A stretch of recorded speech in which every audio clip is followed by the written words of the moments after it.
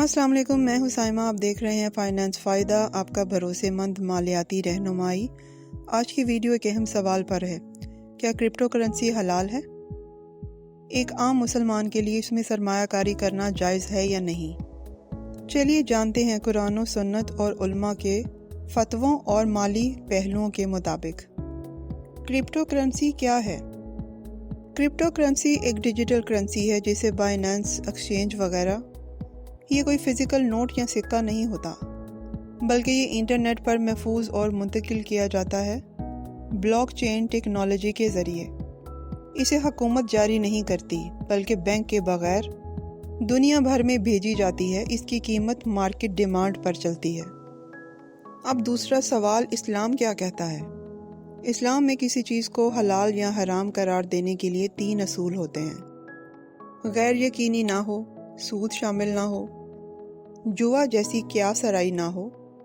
کچھ علماء کہتے ہیں اگر کرپٹو کرنسی کو بطور کرنسی یا اثاثہ استعمال کیا جائے تو یہ حلال ہے، بشرطے مقصد صرف خرید و فروخت ہو، نہ کہ جوا یا غیر یقینی نفع۔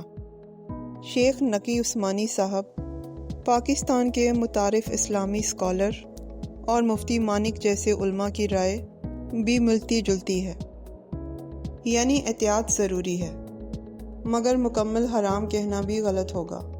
تیسرا سوال، حلال طریقے سے کیسے سرمایہ کاری کریں؟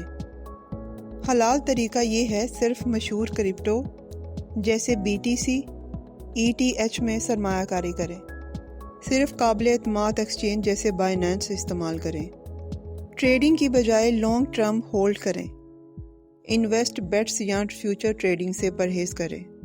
اگر اس میں آپ کو فائدہ ہو تو زکوٰۃ نکالنا نہ بھولیں۔ تو اب آپ کو پتہ چل گیا ہوگا کہ کرپٹو کرنسی اسلام میں کیسے دیکھی جاتی ہے۔ اگر آپ کو یہ ویڈیو معلوماتی لگی ہو تو لائک کریں، کمنٹ میں اپنی رائے لکھیں اور فائنانس فائدہ کو سبسکرائب کریں۔ انشاءاللہ اگلی ویڈیو میں ملتے ہیں ایک اور دلچسپ موضوع کے ساتھ۔ اللہ حافظ۔